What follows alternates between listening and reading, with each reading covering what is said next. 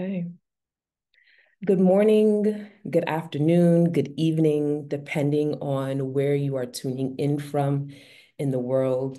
I am going to hand it over to our wonderful translator, Milena, for a quick introduction around our language needs for this webinar. Thank you, Shesheena. Good afternoon, good morning, or wherever you're joining us from. Welcome to the space. This event will be held in the English language, but in order to make it more accessible, we will have closed captioning, ASL interpretation, and Spanish interpretation. For the Spanish interpretation, I will give instructions both in English and in Spanish. In a couple of seconds, you will see in the bottom of your screen the language interpretation feature enabled. You'll see a globe. Please click on that globe and it'll display the option of language interpretation. Once you click on that option, it'll display English and Spanish. Please click on the English language if you prefer to listen to this event in the English language. If you're on a tablet or on a cell phone, please click on the word more and the three dots in the bottom of your screen. It'll display the option of language interpretation as well. Just click on that option. It'll display English and Spanish and click on English. At the end of your selection, please don't forget to click done for you to enable it. Thank you. I'm not going to give instructions in Spanish. Buenas noches y bienvenidos. Este evento va a ser transmitido en el idioma español, pero vamos a tener interpretación de idiomas con español y con lenguaje de señas. Vamos a tener también el closed captioning para la gente que desea verlo de esa forma. Adicionalmente, si desean escuchar este evento en el idioma español, en unos segundos se va a habilitar el idioma español. Van a ver en la parte baja de su pantalla un globo. Por favor, den clic en ese globo para que les salga la opción de interpretación de idiomas o language interpretation. Una vez que les salga esa opción, por favor, den clic en esa opción y les va a salir español e inglés. Por favor, den clic en español y no se olviden de dar clic en listo o done al final de su selección. Si están en una tableta o en un celular, lo que van a ver en la parte baja de su pantalla en vez del globo va a ser la palabra más y 3 puntos. Por favor, den clic en esa opción para que les salga interpretación de idiomas. Den clic en interpretación de idiomas para que les salga español e inglés. Den clic en español y no se olviden de dar clic en listo o done al final de su selección. Muchísimas gracias y que disfruten este evento. Thank you and enjoy the event. Back to you guys. Thank you so much, Milena.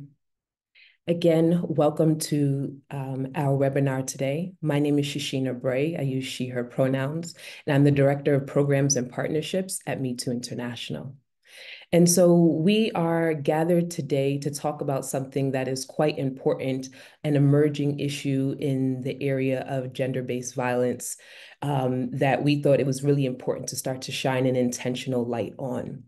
And so if you're joining us today, perhaps you've heard of the term tech-facilitated gender-based violence, or maybe you're asking yourself, what is that? Or perhaps you had an experience that didn't quite feel right, but you weren't sure if it rose to the occasion of something that we would consider violent or a form of sexual violence. And so wherever you're at in this discussion, I welcome you to tune in to what we hope will be the beginning of a series of conversations around tech-facilitated gender-based violence. As a survivor justice organization committed to bringing an end to sexual violence, it's important that we stay in front of new forms of violence, sadly, emerging ways in which people are being victimized. And so we are here to discuss that today. And so I'm joined by three experts who will introduce themselves in a moment, who bring unique perspectives to this issue and have really begun the work that a lot of us are starting to do to understand what tech-facilitated gender-based violence is and what it means to our field and what it means to survivors of sexual violence. And so today we're joined by Coghill, who's the Director of Digital Engagement here at Me Too International. 5K. We're also joined by Adam Dodge, who's the founder of EndTAB. Hey, Adam. And we're also joined by one of Me Too's community partners, Chayn, Hera Hussain, who is the founder and CEO of Chayn. Welcome. Yeah. So in a moment, again, I'm going to give you all the opportunity. Well, this is the moment. Before we get into questions, if you wouldn't mind taking an opportunity Okay, sorry, the poll popped up.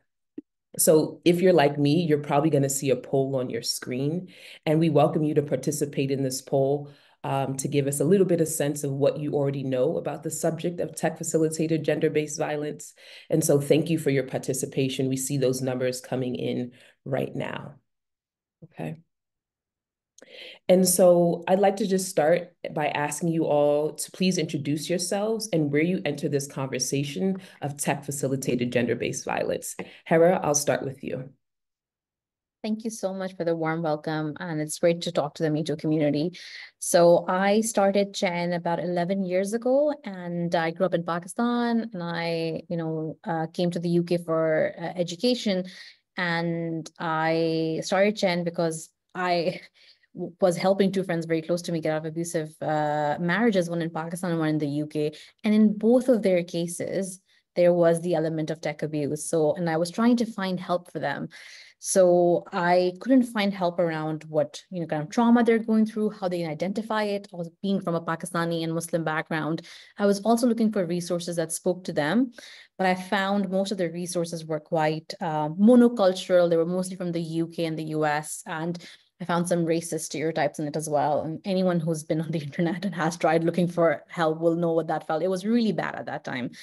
And there was nothing around tech abuse as well. There was things that were directed towards journalists. So a year after I helped both of my friends sort of get settled and get out of those really terrible situations, I set up Chayn, and from that day onwards, I wanted it to be a place where survivors of gender-based violence and including tech abuse could get the answers they were looking for, to name what they're going through, to see how it's impacted them.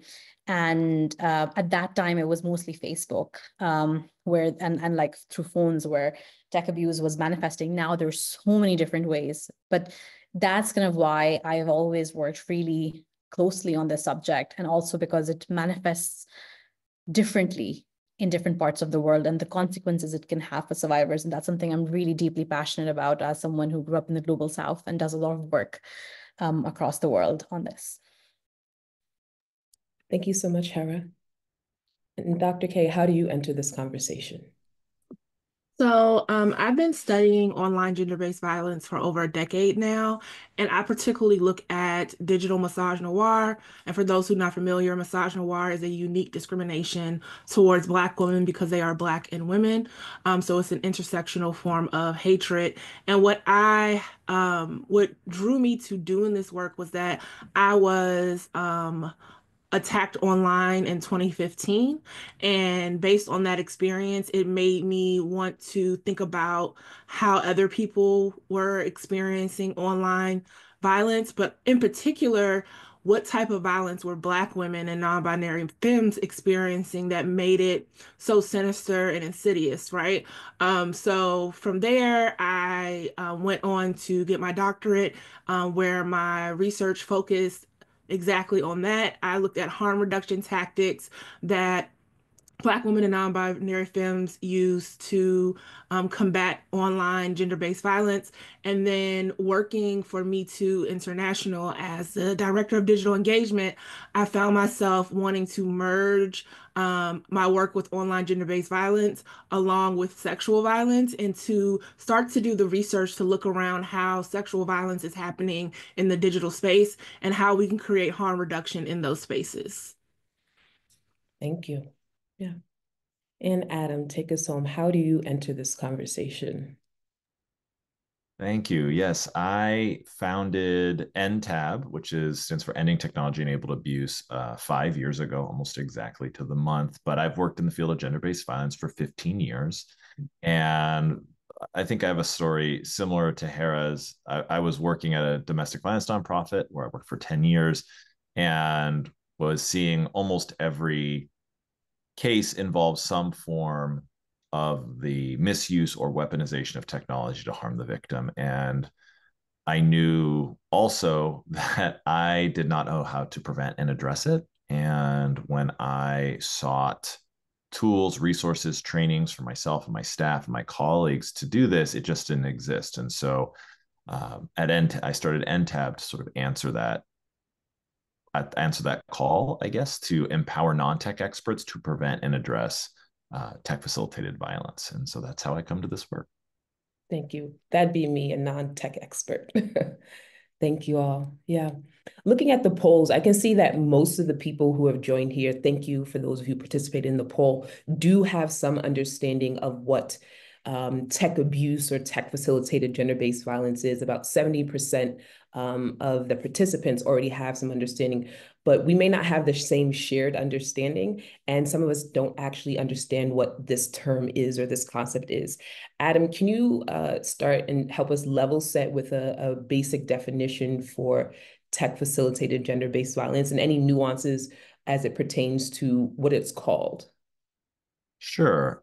I think a helpful way to think about tech facilitated gender-based violence is gender-based violence that occurs or takes place on devices, in online spaces, or via technology. It's important to know that it's not new abuse. None of the abuse that we see in these spaces is new.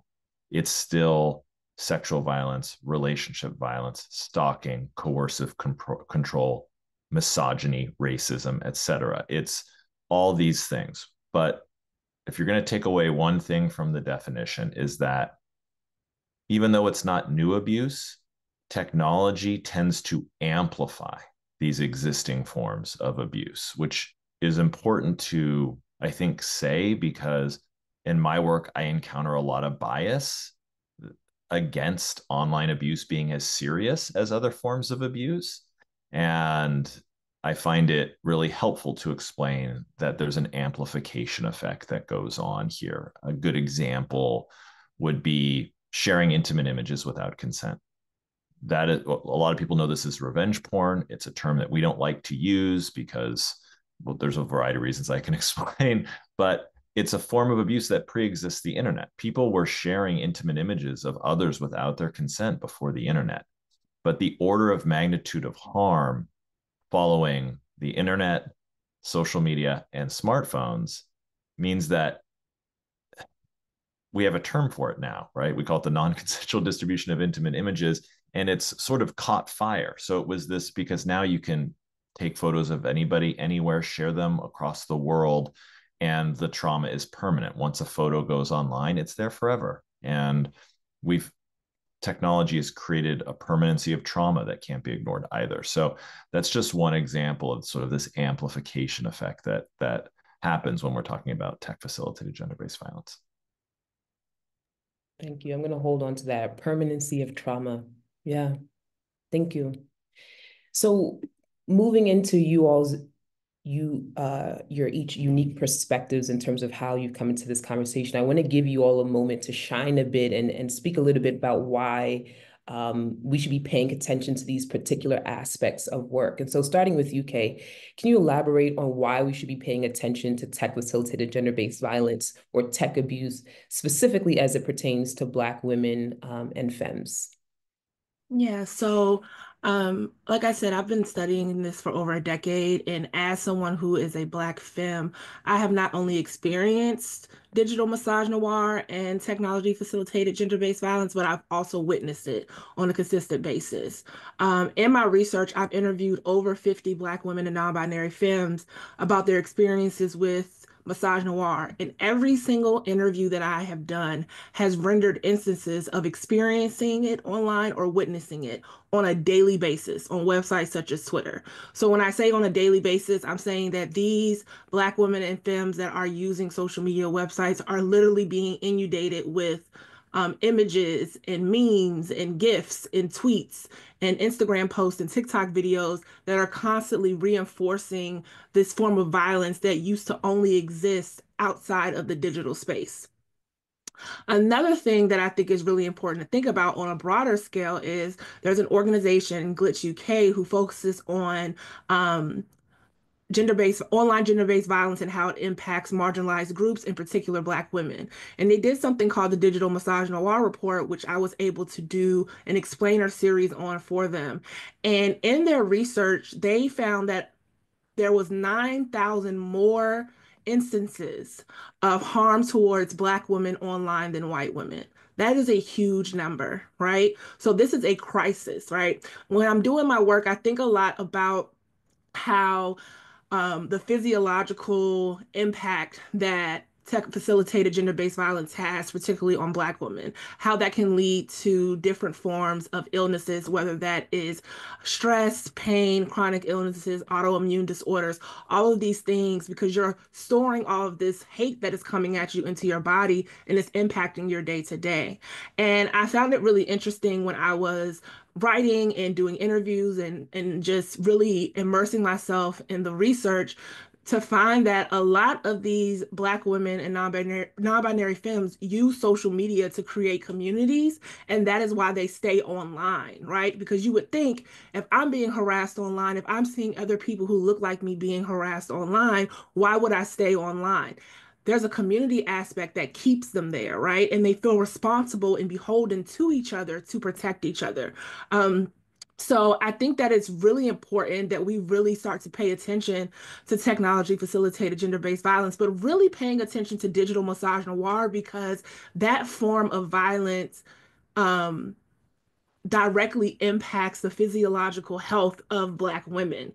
And I don't really hear a lot of people talking about how online gender-based violence impacts Black women. And I think that's something that is extremely important and is crucial for us to continue to look deeper into that, especially as we are coming up on seeing people using these online spaces to sexually assault, right? And to hurt people through the means of sexual assault and sexual violence. That is an uptick, particularly for Black trans sex workers, right? They're experiencing this online as well, but no one is doing the research or talking about it. So I think that that's really is really important as to why we need to focus on this. Thank you for that. And thank you for your work, Kay.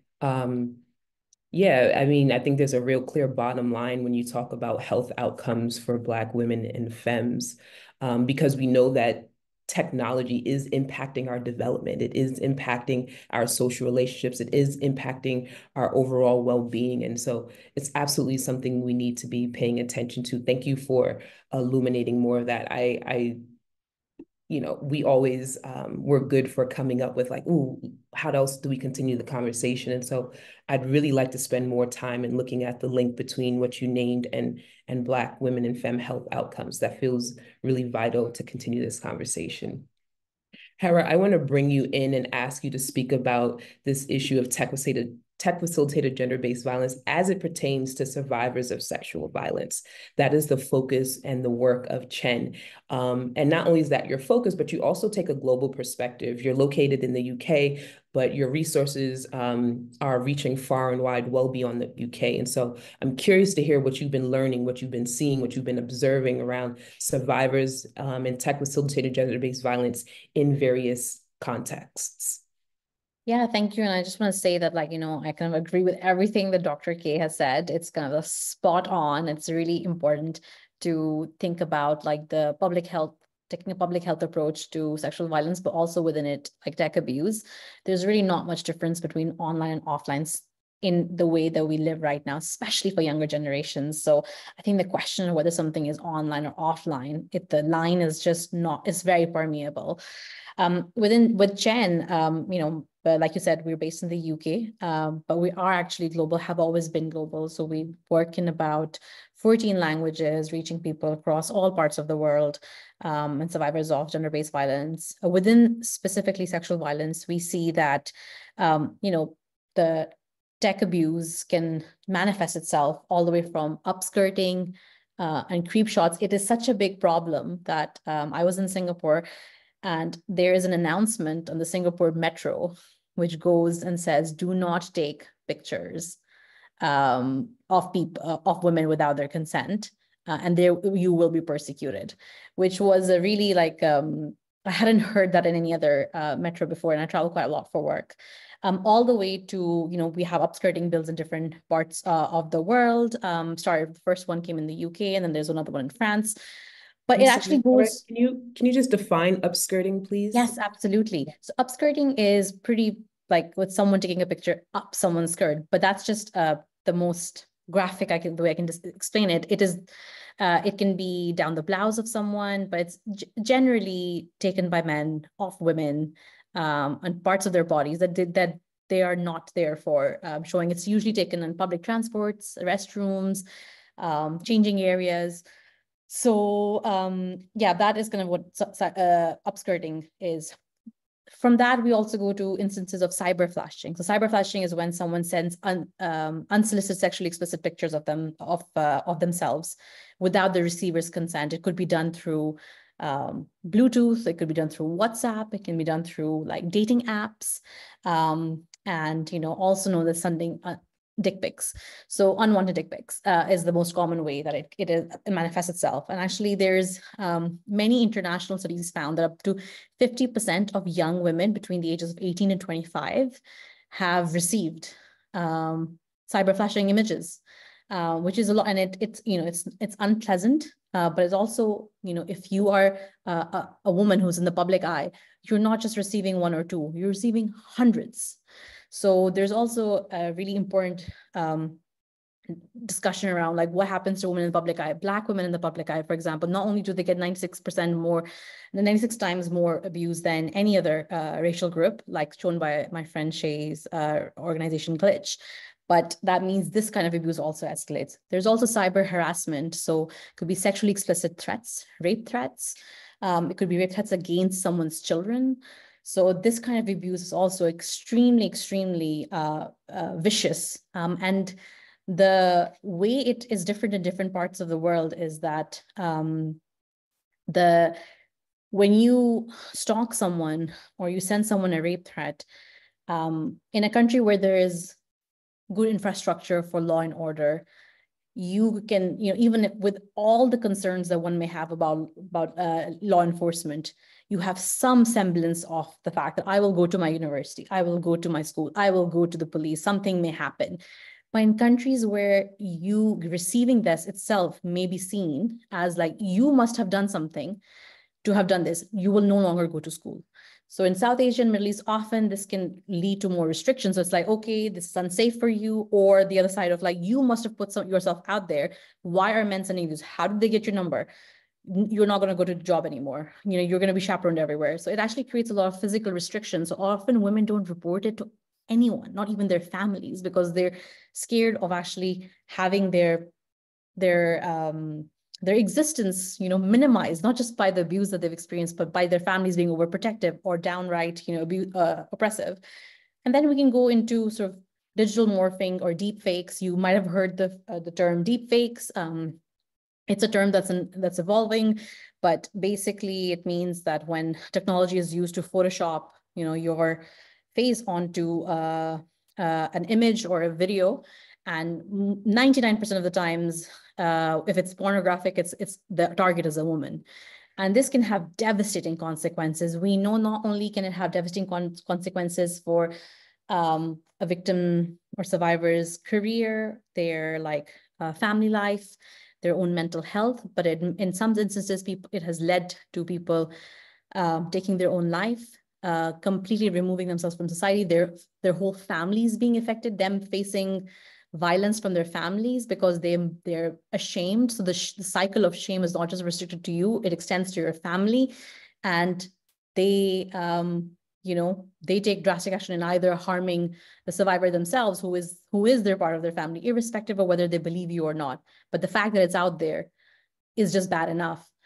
And then the survivor feeling like themselves. So that's the really, really heart-wrenching part of this. And the way we understand deepfakes is also so important to think about how in the US, for example, the idea of non-consensual intimate imagery, or what is considered intimate, it requires there to be partial or semi-nudity. But in the parts of the world where Chayn operates, like, in many parts of South Asia and Middle East, you don't have to actually be naked for it to be harmful. You could just be seen with a man in a different part of town, and that's bad enough. Women have been killed for just dancing to a tune on the street because someone taped it without their consent and put that on TikTok. That has happened in my country I grew up in. And similarly for, deep fakes, digital forgeries, whatever term we use for it, it's the stakes are so high for so many women. So it's a really, really critical issue of our time. And then I'll end with just mentioning, other forms of image-based abuse like Adam mentioned. So it could be from your partners, it could be from, it could be like the very famous celebrity hacking scandal that, targeted a lot of female celebrities. But we also, a newer form, which specifically targets women in the public eye, is gendered disinformation. And then usually when it's about a woman, there is a sexual element to it. So it could be spreading a sexual rumor. The idea is to discredit a woman, and this affects non-binary and trans survivors as well. They're even more likely to be removed from political positions, to be demoted, to be thrown out of their jobs. It could be about outing someone's sexual identity, or making it so that there is questions about their sexual identity, which will create enough threat for them that they will be silenced. So there is a whole spectrum of tech abuse and how it impacts survivors of sexual violence, and the fact that this is sexual violence in itself. Thank you, Hera. I had to take several breaths as you were talking. And so I just invite everyone, wherever you're at, to perhaps take a moment to take a breath as well, right? While this has become normal, there's nothing normal about this. You pointed to a lot of important facts for us to hold, but I'm really sitting with, as Adam said, it doesn't matter if it's online or in person, it's still sexual violence. And so this familiar narrative of being re-victimized as a survivor, having experience, then seeking help, and then even your sources for help, whether it's the police or the government or community or friend, becomes another layer of violence in your experience. And so I'm holding that in this conversation and holding it in my body, and thinking of the many survivors who know this experience very intimately. Yeah. And so also thank you for the work that you're doing. Before we bring Adam into this conversation, I want to let everyone know that we are taking questions. We will have a Q&A at the end of our conversation, and we're actually going to leave time for Q&A so that we can hear from our audience. So please utilize our Q&A feature. You can access that at the bottom of your Zoom screen. If you can't see the feature, please click on the 3 dots where it says more, and you can find the Q&A feature. Thank you in advance for your questions. And I do encourage you to please send questions related to this specific topic area. And so, Adam, sadly, all of what we named not only affects Black women and femmes, women, adults. Everything we're speaking to also impacts children and our youth. Can you speak a little bit more to the issue of tech-facilitated gender-based violence as it pertains to our youth? Sure. And I just want to just call out so much of what Hera and Dr. K have been talking about is really gendered.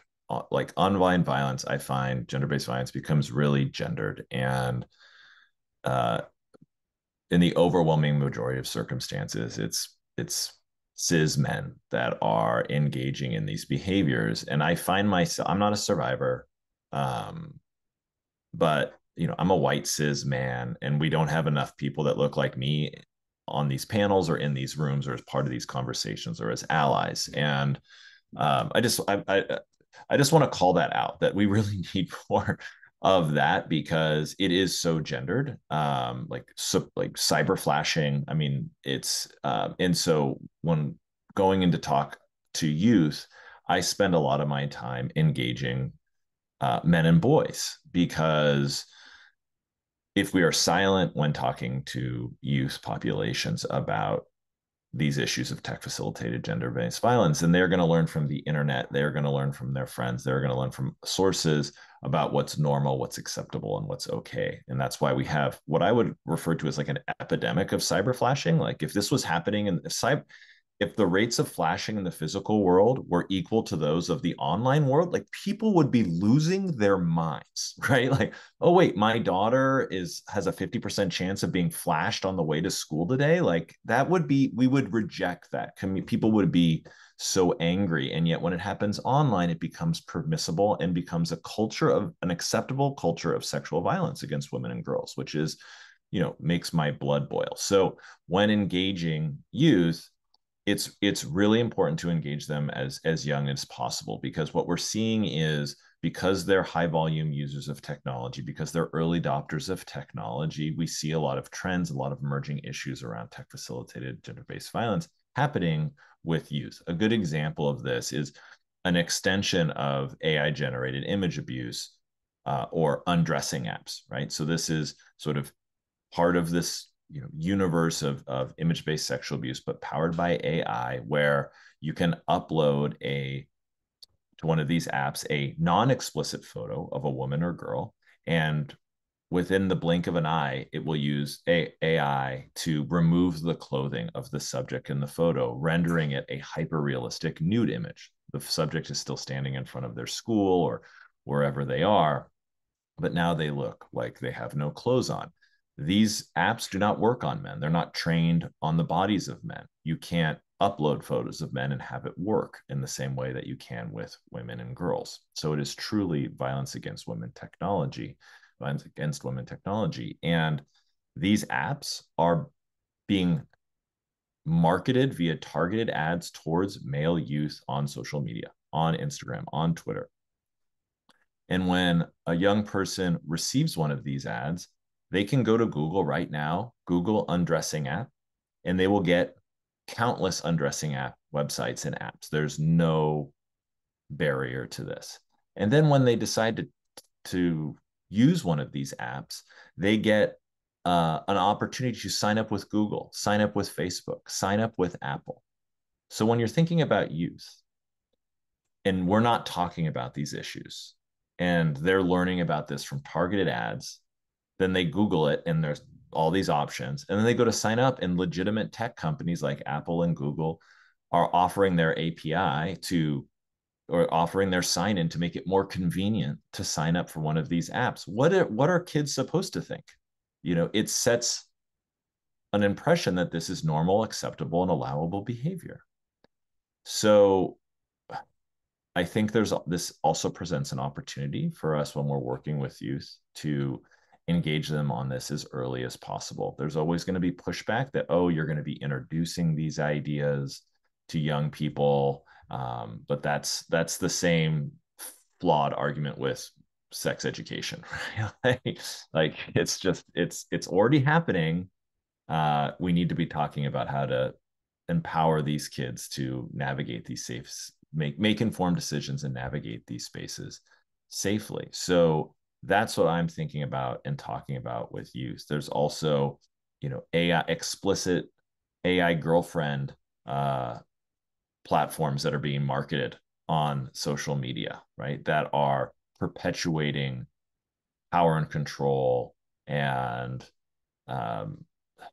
coercive control and stereotypes and misogyny, that I fear is going to disrupt healthy relationship education, because people will not realize that young kids are using these AI companionship apps in the way that they are. The good news, this all probably sounds very scary, but the good news is you don't have to be a tech expert to have these conversations with kids, right? It's when you're talking about AI companionship apps, we already talk about healthy relationship education in schools. We just need to lean into it and reference the technologies that they're being exposed to. And I guess the final thing I'll say when I'm engaging youth is, sorry, baby's crying. The other thing that I say to youth when we're talking about AI enabled images, AI generated images like quote unquote deep fakes, which is a term we don't like to use anymore because it's got the word fake in it, and that can minimize somebody's trauma, or undressing apps, these two things. What I'm always trying to help people understand is AI generated images are just as harmful as authentic images. And in fact, the trauma that comes from what I refer to as like tech-enabled trauma that results from those images is different, because there's a different level of powerlessness that takes place. Because if you've never been filmed without your consent, you've never sent or shared an intimate photo, none of them exist anywhere, and yet people can just create them at will, that is, and you can't make it stop, that is an incredibly disempowering position to find yourself in. And then you find out as a woman or girl or female identifying individual that these apps almost exclusively target women's bodies. It is, you know, it's something we need to be shining a light on, because I fear that if we don't, we're going to end up in the same place we are with cyber flashing, which is basically, oh, this is flashing in the physical world. That's a sex crime. But online, that's just the price of being a woman or girl and in adolescence, right? Like, no. So talking to youth, I think, is where we have the opportunity to sort of disrupt some of these patterns that we're, I hesitate to even say forecasting, because they're already here. But they're just going to continue to expand. So I really try to rally everybody possible, parents, friends, siblings, educators, to be having these conversations so that we can have a different voice in the room than the internet or the social media companies. Thank you. Again, I invite you to take a breath and notice what's happening and coming up in your body as we're discussing these different issues. We're not exempt from the impact, even just having these discussions. As a parent, I am thinking about my daughter who doesn't yet have a phone, and poor thing may not get one at this rate. But I really appreciate what you said, Adam, about not needing to be a tech expert in order to talk to young people about this issue, right? And so I think that plants a beautiful seed for all of us to start to think about the young people in our lives and how we can start to have more honest conversations about this. You know, it took a lot of work for us to move towards things like consent and consent culture. And I feel like this is a part of that conversation as well, if we're talking about real sexual education for our young people. And so thank you for the work that you're doing in this particular area as well. And so continuing with some of what you just named, with the rapid development and availability of tools like AI undressing apps and quote unquote deep fake apps and or covert monitoring, what is being done at a governmental level to address tech abuse? Chayn, Adam, can you please speak to what you know about in terms of what's happening here in the US? And Hera, please chime in around what you're understanding as it pertains to the laws in the UK. So last year I did a presentation at the American Society for Criminology, and I talked specifically about these different forms of online sexual violence. And when I was doing my research and my reading, I was shocked in that moment to come across a very small list of states that actually encompass sexual harassment into online gender-based violence, right? So we know like there are laws for revenge porn, but revenge porn doesn't cover all of the things that we've been talking about today, right? So if you are doing some of these other acts, it's almost very unlikely at this moment that you may receive consequences for it. So I jotted down some notes from that presentation that I did, and states like California, New York, Illinois, Texas, and Missouri have laws that cover harassment, including online forms of harassment and cyberbullying, but that can also include sexual harassment. And DC and 48 other states have, except for Massachusetts and South Carolina, have laws on the books about revenge porn and this type of violence, but it's not really spelled out. And that's one thing that I am hoping to see more of in the future, the near future, is it really spelling out these actual acts and what the consequences are for them. And I'll pass it over to Adam. So as a lawyer, I guess I could have mentioned that. I'm a recovering attorney. I get asked these questions a lot, right? Like, well, what can the law do? How is this legal? and maybe I'm a little jaded. There's some good federal legislation, the Shield Act, the Take It Down Act, that are moving through Congress, and have bipartisan support, but that doesn't really mean they're going to get passed anytime soon. Here's what I'll say about criminalization. I think I am challenged with the legal. A lot of people say, well, the law can't keep up with technology. And I'm like, man, yes and no, right? Like, if we just treated tech facilitated violence like violence, and didn't narrowly create our laws to just focus, like if our flashing laws just were written a little differently, they would encompass on, cyber flashing, right? But right now the flashing laws don't cover that, right? Our non-consensual distribution of intimate imagery laws, if they were changed a little bit to include synthetic images, like, we would just use those laws too, right? But instead it just becomes this really big complicated thing. And here, but even if we had the most perfect laws in the world for all these crimes, I sort of think of this as a three-legged stool. One leg is the law.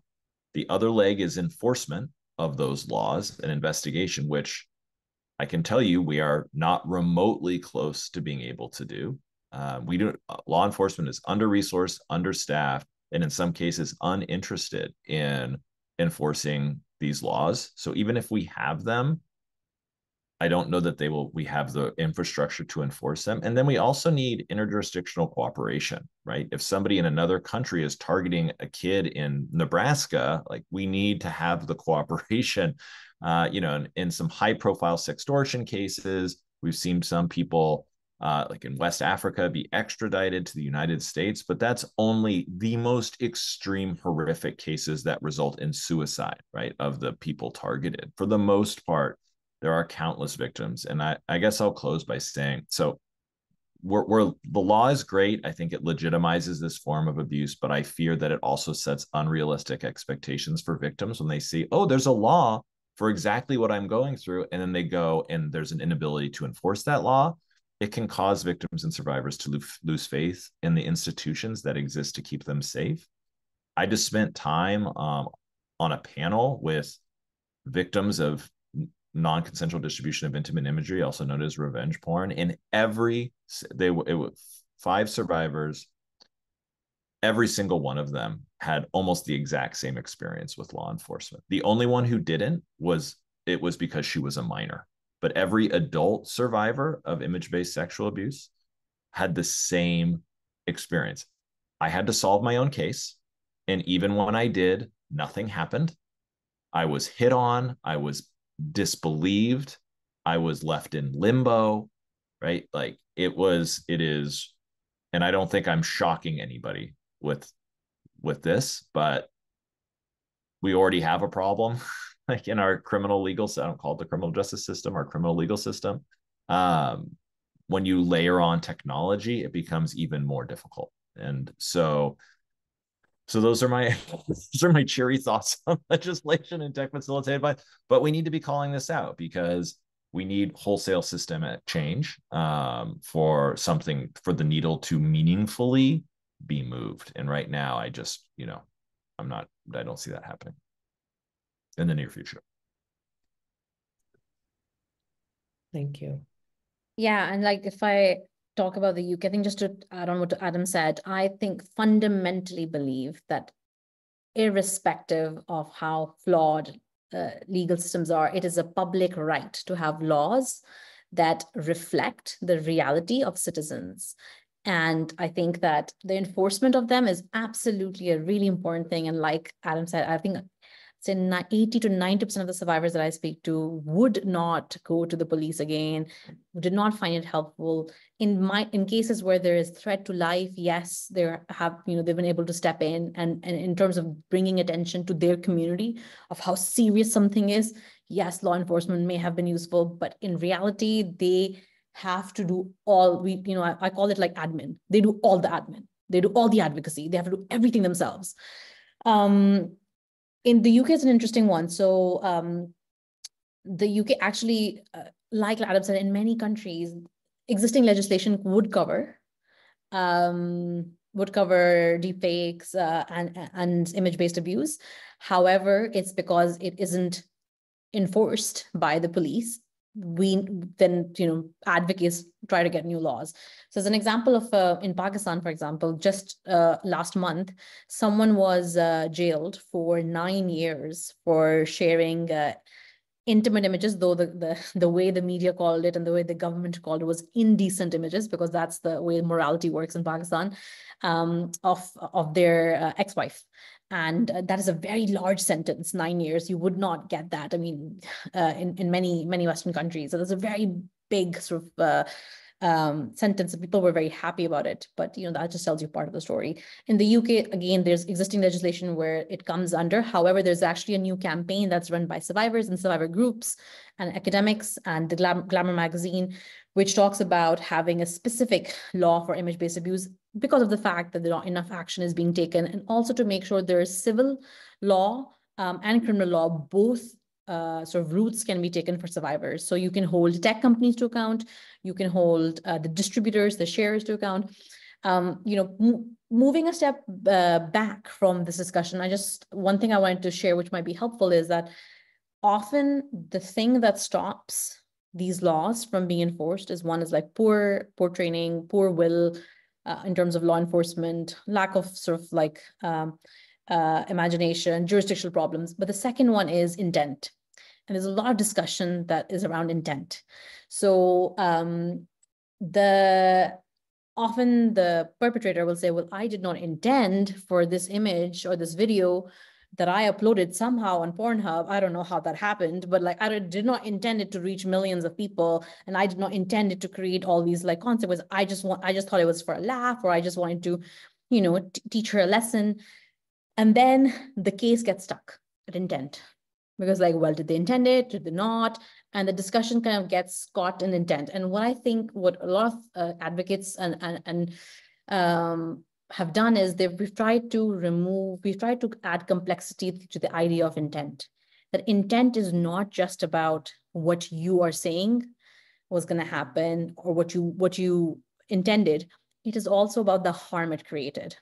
So yes, you intended to send it to your classmates, but you knew in theory it could be sent elsewhere. So there's that part of the from your perspective, the unintended consequences that you have now led on to. So the idea of making the idea of intent complex has been a very long battle. And I think that's a really important one, is to talk about harm as well. Is like, what is the intended harm? If you are someone who's in a very conservative part of the world where someone is not supposed to have a relationship outside of marriage, and you are spreading a rumor and creating or taking a picture that might not even have happened of two people standing very close to each other, of the kind of harm it can create. It doesn't matter if that was not the harm that you intended it to happen, but inside you, because you're part of that society, that's what can happen. So it's about adding that level of like contextual responsibility on perpetrators, I think is extremely important. And that is one way we can get around it. And another thing I wanted to say was that it's not just about governments. Governments are really important part of this, but it's also about all the other institutions. Why should teachers lose their jobs if their students are making videos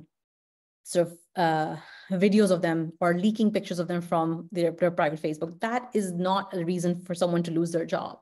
Why are religious centers, excluding members of their community based on, again, same things? What about tech companies who hold immense responsibility? And we know they can take action when it comes to child abuse because of regulation, whether it's EU regulation or the US regulation.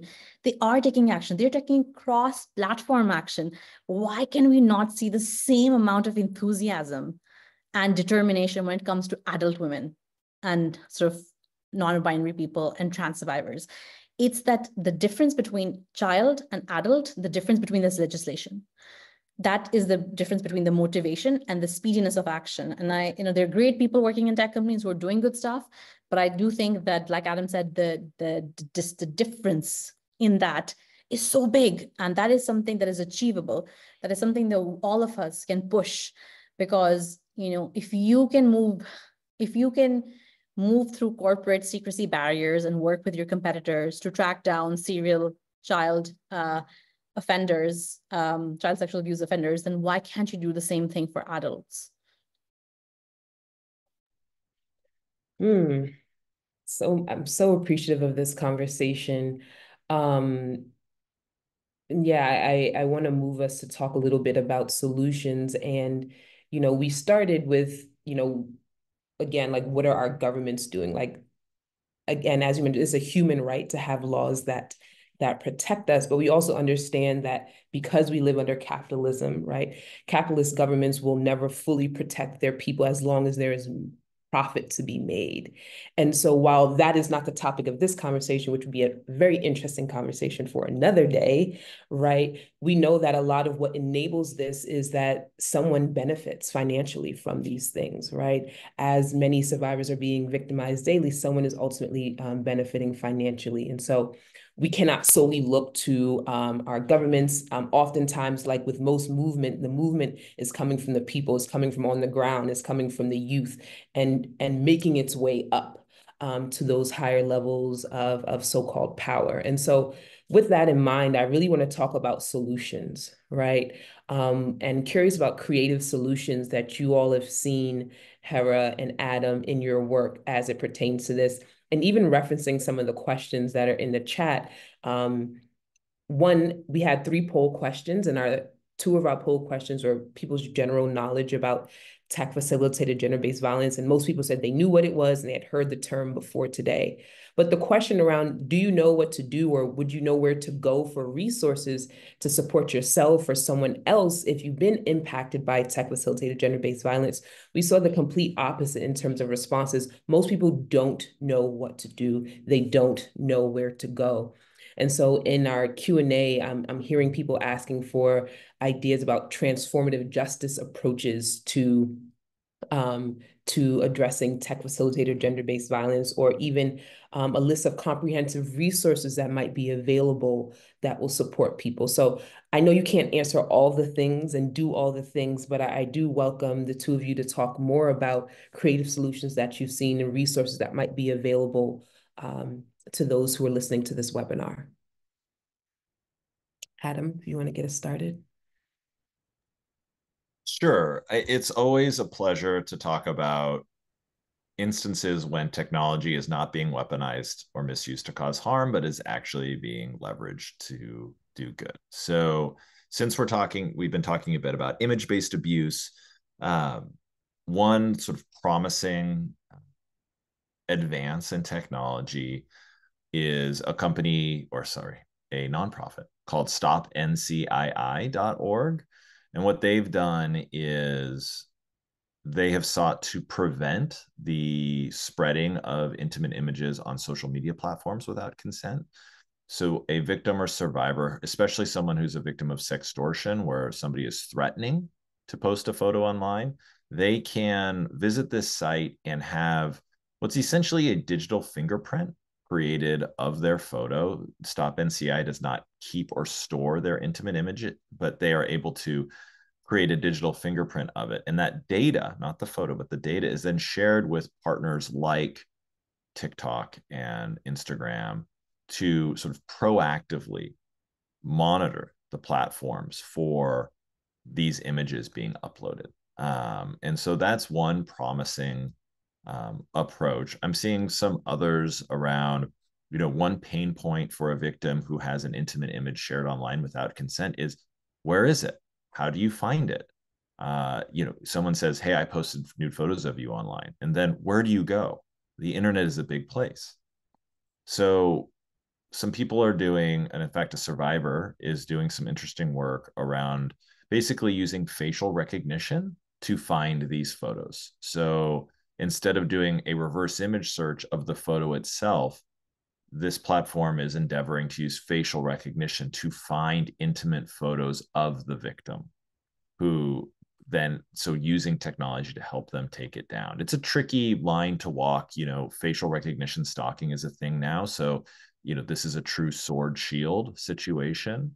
We're also seeing people create trauma-informed bots to help people navigate difficult situations and things like that. Google recently, after a lot of dragging their feet, is now making it more difficult to find basically AI generated intimate imagery via search.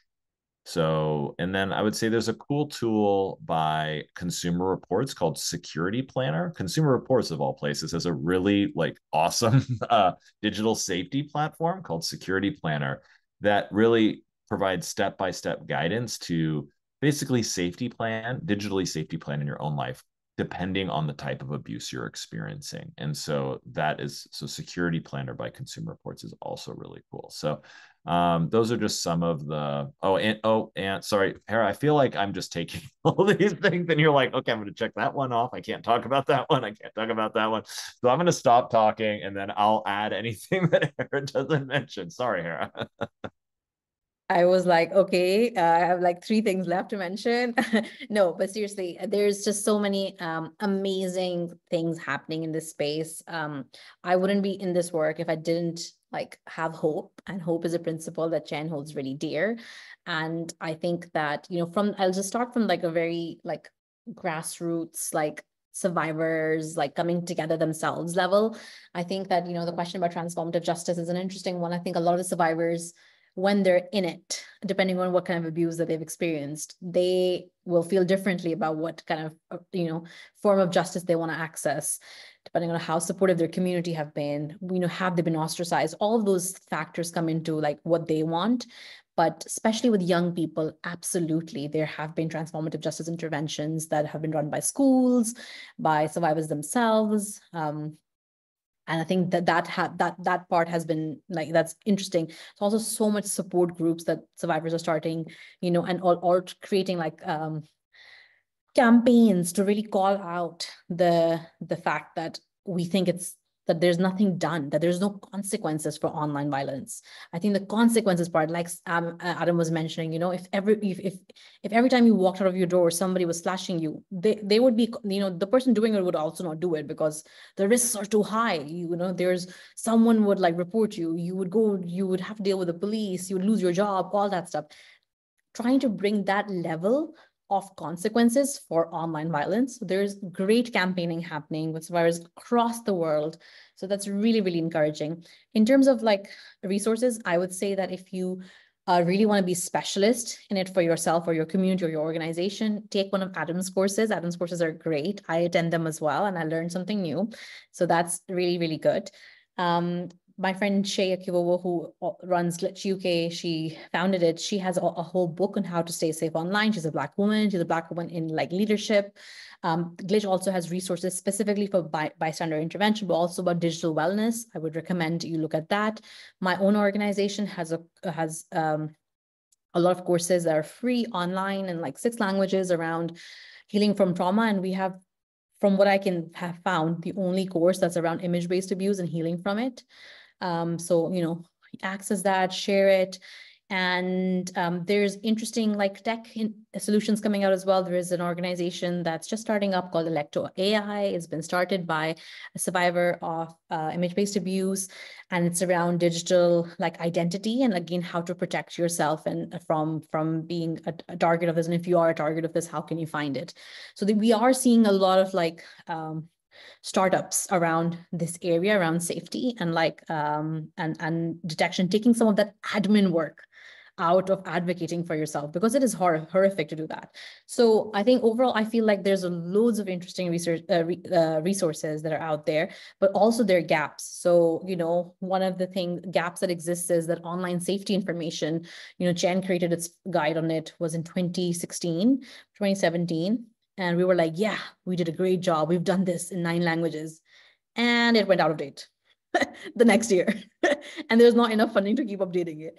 Things are like moving so fast, but in a way, the good part is that the tech platforms are also moving fast in terms of updating their security settings, creating more things in their safety centers.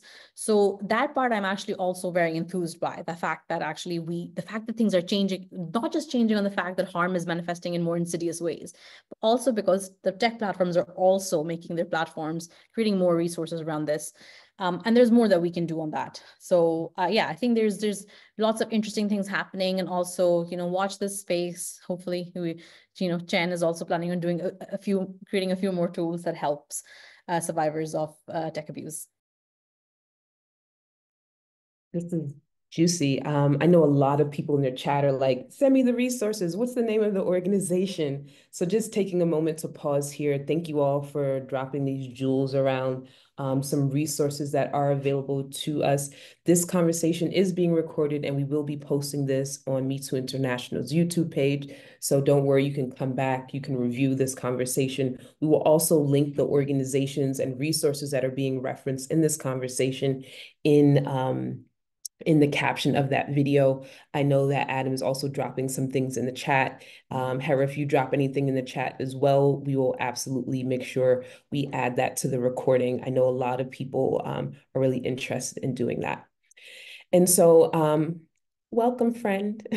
And so I'm gonna ask Kay to help us wrap up this conversation before we move to our Q&A.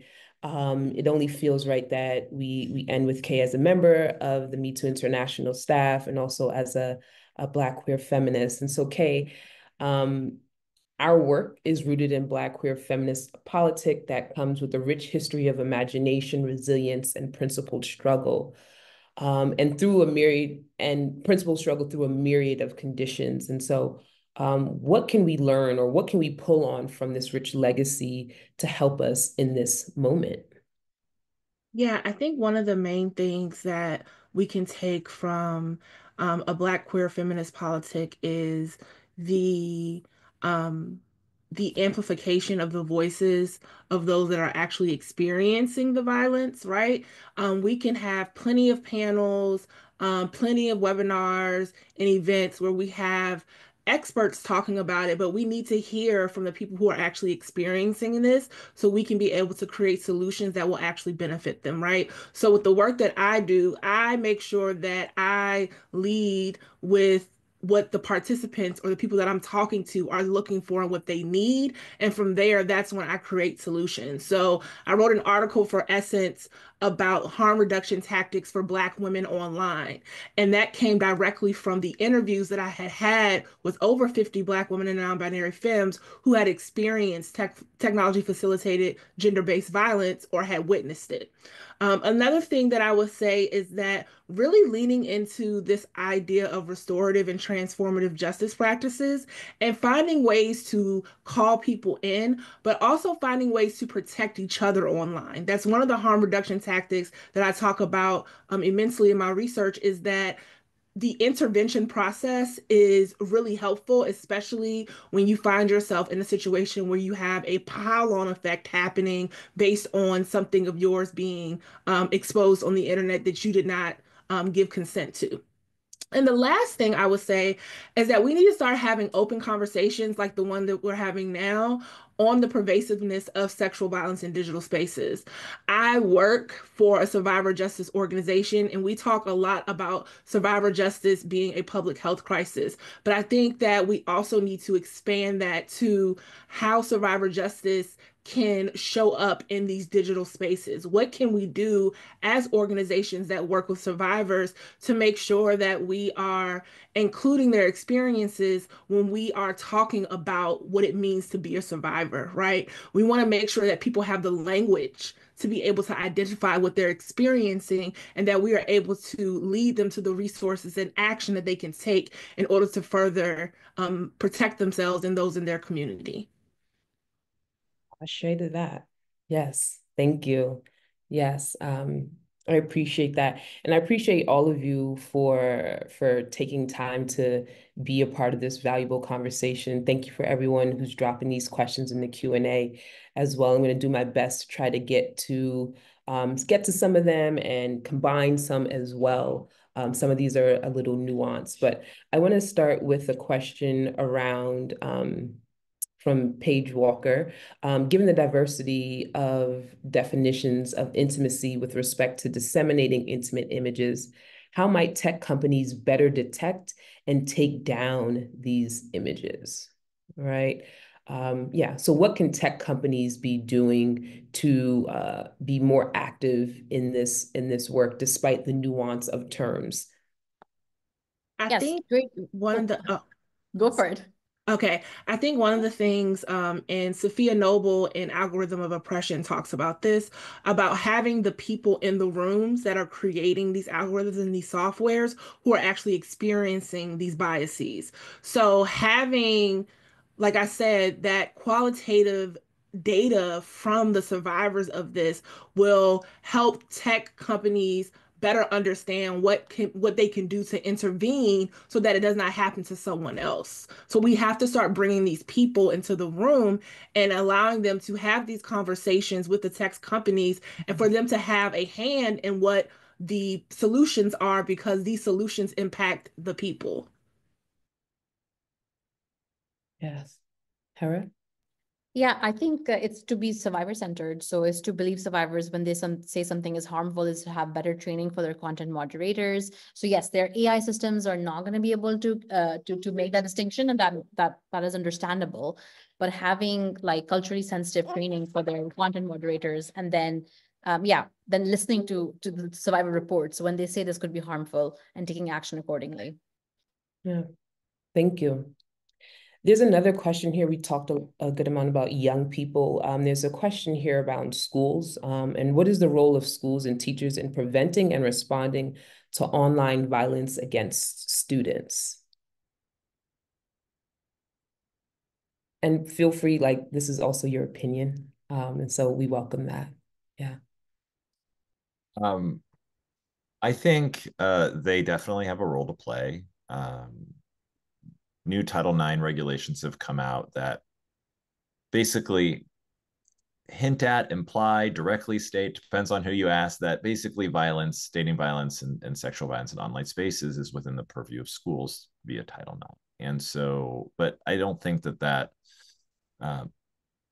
even if that didn't exist, I think that schools have, I hate to say obligation, like opportunity, right, to educate and raise awareness. I mean, a good example of this is these undressing apps that I mentioned before. It is when these incidents happen at a middle school or high school, the response from the schools tend to be very disparate. Sometimes kids are expelled, sometimes they're suspended, sometimes nothing happens at all, sometimes the survivors are blamed, sometimes these youth boys are arrested, and so it's just sort of all over the place. And so I think there's an opportunity to sort of call out, I think I said this before, but sort of just like address these things proactively and set a baseline for what is and is not violence and what the school is willing to do about it in advance, so that there is an they're informing their student body, but they're also setting,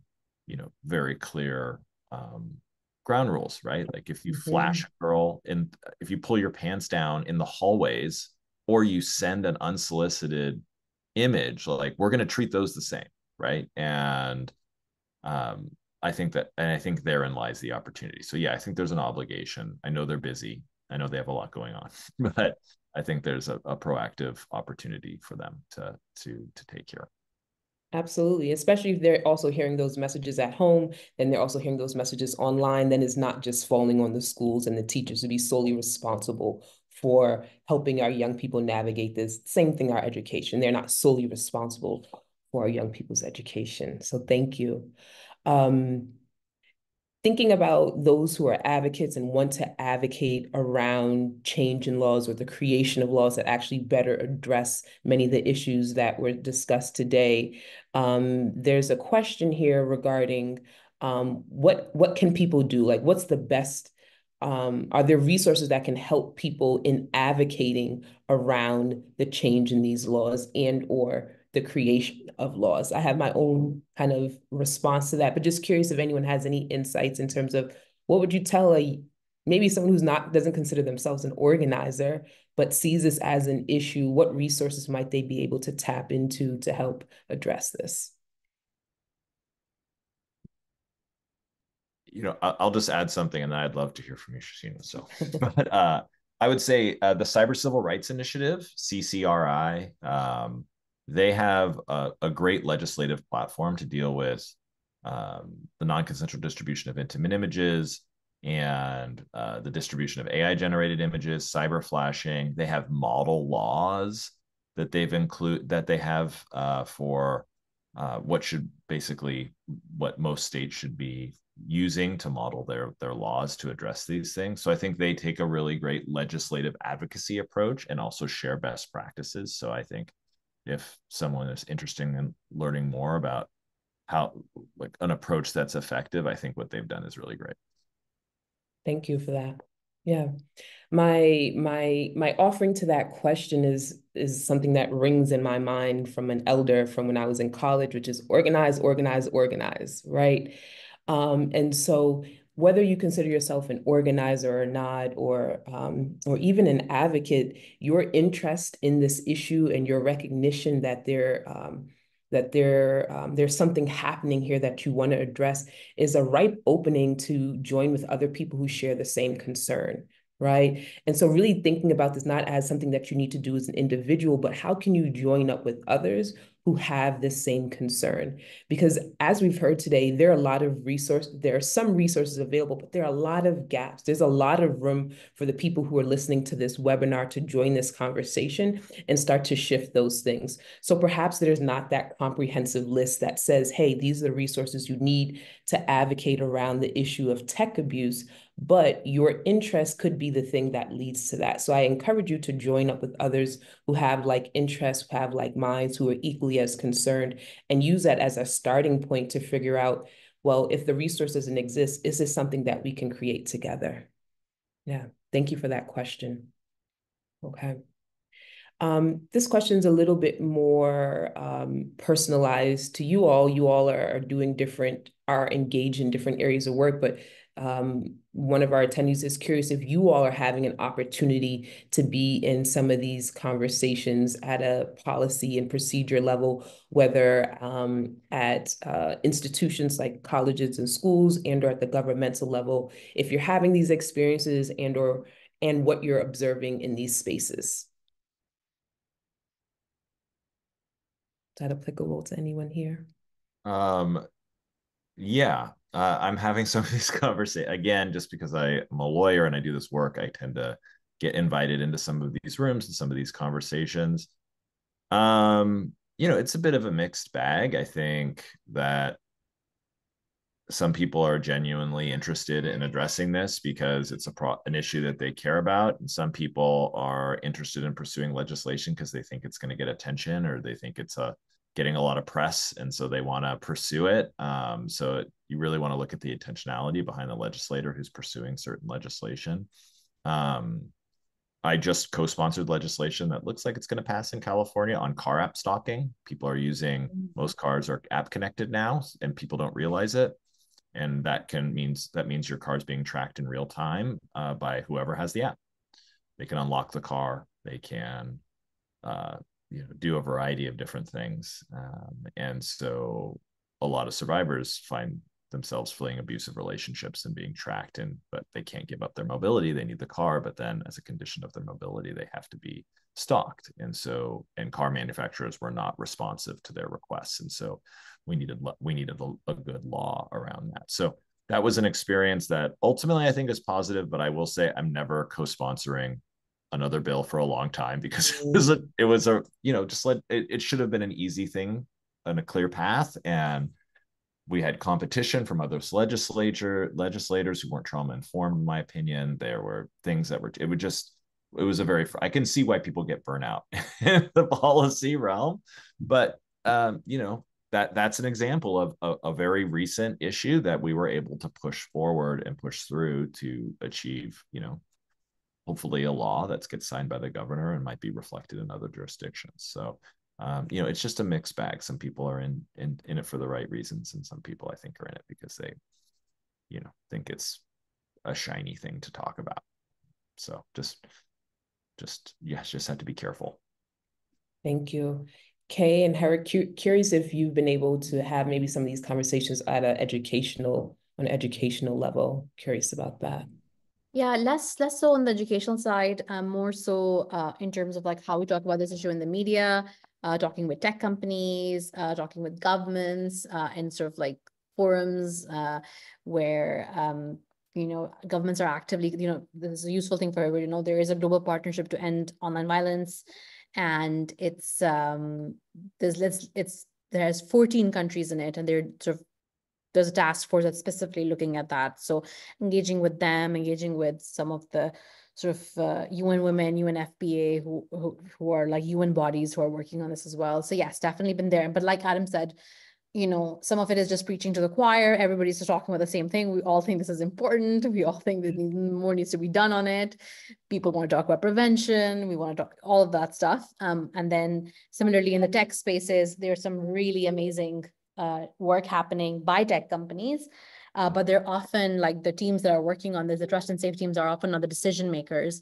So there's like, to actually create that right impact, you need the political will, the decision makers, and then the actual tech and safety teams doing the work.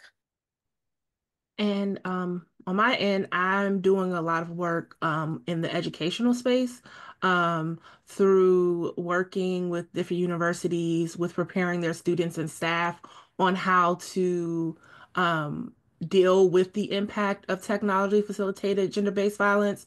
So working with doing workshops and facilitations and trainings to give them the resources and solutions on how to protect themselves online, especially if they have a very like public persona or they are really involved in social justice movements. Another thing that I got to work on that was really, really cool is for the UN. I got to assist them with adding information about technology facilitated gender-based violence to a police manual that they will be using for certain police precincts.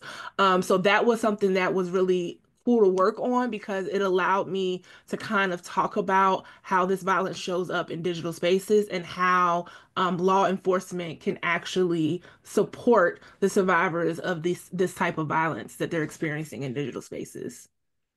You all are phenomenal. Thank you.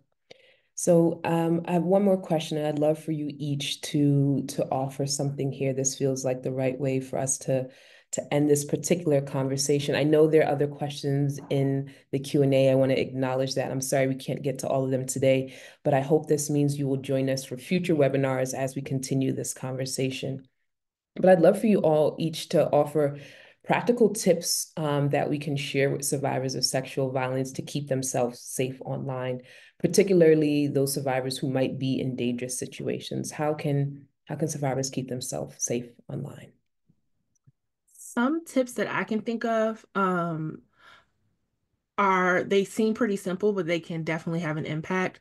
The first thing would be to make sure that you have your security features on your account. So if you are someone who uses Twitter or Instagram or TikTok, making your page private during whatever you're experiencing can be extremely helpful to keep people off of your page or following you or attempting to follow you because they saw like this AI generated nude image of you.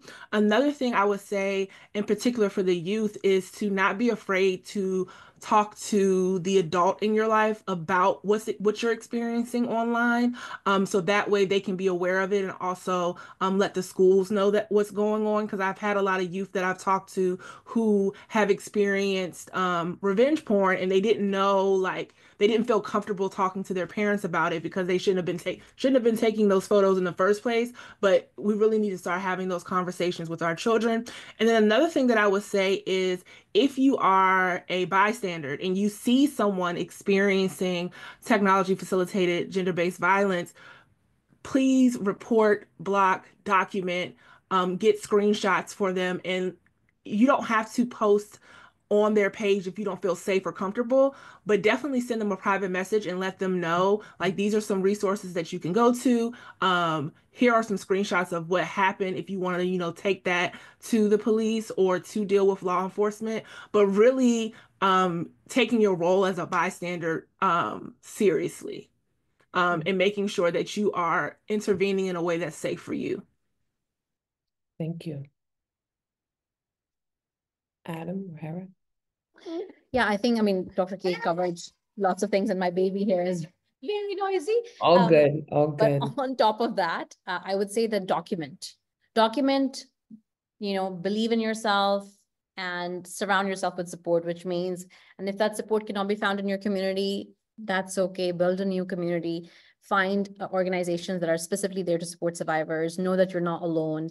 It's an extremely isolating experience, and you do not have to experience that in yourself. There's lots of resources that are about like online safety. It's about like trauma healing. It's about like finding the survivors that could support you. And, whatever healing and justice looks like for you, know that it may take time. It may not be linear, but it's not your fault. And that it's, doing practical things to keep yourself like grounded, supported in whatever way you can get, moments of calm and peace and happiness, that those prioritizing that for yourself is the most important thing. And that, that I'm sorry it's happening to you. And like and everything that Dr. says about bystanders is really, really important.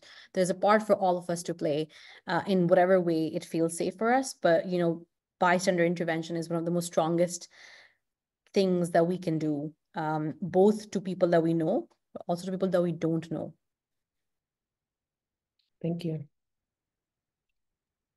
I'll give two specific things.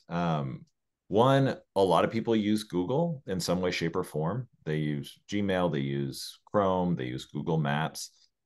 Google, if you've never been, myaccount.google.com has a privacy checkup where it will alert you to any red flags. It'll help you shore up your account. It's a guided way to ensure that your accounts are safe. And I just find that that's really great for somebody who's experiencing trauma. Having to figure it out on their own can be challenging, but being able to go somewhere where it's an easier thing to do. And then the other thing I think most people don't talk about is check to see if anybody else is logged into your accounts.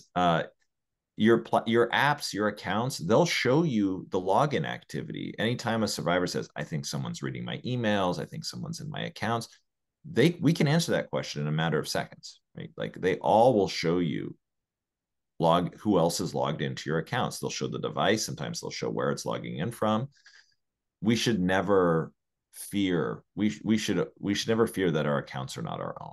Right? We should be empowered, but because most people weren't raised to most people are raised to prioritize their physical safety, which is important, but they don't get a lot of tools to prioritize their digital safety. And that's something that people should know, that if you feel like your account's unsafe, there are actions you can take to see whether or verify if that's true. And if you do see a device you recognize is logged in, you can screenshot it and use that as evidence. So I always encourage folks to see who else is logged into their accounts to make them safe. What valuable tips and what a valuable conversation. Thank you all. Thank you all. I thank you, Dr. K. Thank you, Adam. Thank you, Hera. Thank you to our language justice folks, and thank you for everyone who joined this conversation live. I know there's a lot of food for thought for us to take away from this conversation. And despite the heaviness of the subject matter, I hope you feel you're leaving this conversation feeling encouraged, and empowered to take action in your immediate life and think about your own digital safety and what you can start to do with the people around you, whether that's a young person or a survivor or a neighbor who's never heard this term before. There's a lot that we can do. And so again, I welcome you to join us in the future for further conversation. I also want to remind people that there are resources available to survivors of sexual violence. Me Too International has a robust online platform, as well as Chayn as well. And so I invite you to explore that. If you're not familiar with our platform, Survivors Sanctuary is a self-guided healing platform for survivors of sexual violence. And while we don't specifically address this issue, All of the lessons are geared towards thinking about the experience of survivors and what might be needed in your healing journey. How do you take care of yourself? How do you ground? How do you come back to your body? How do you find tools to help move you beyond the moment or those moments of trauma? And so I invite you to Survivor Sanctuary. I invite you to Chayn and to check out the amazing resources there. A lot of them are video-based resources, so you can log in and you can move through a series pretty quickly by watching the videos. So please take advantage of that, as well as EndTAB that has a slew of phenomenal resources and an amazing monthly newsletter that always keeps me on my toes, like what's happening now. And so we named earlier that this is a rapidly developing issue area. And so you want to make sure you're staying up to date and staying in front of this issue, especially if you're already in the field of gender-based violence. So thank you all for joining this conversation. I hope you'll join future conversations. Me Too is going to kick off its Survivor Sanctuary workshop series on October 16th, The Healing Journey. And so I encourage you to check out our socials to look for that. Hopefully you can join us there. And please look for the reposting of today's conversation. Thank you.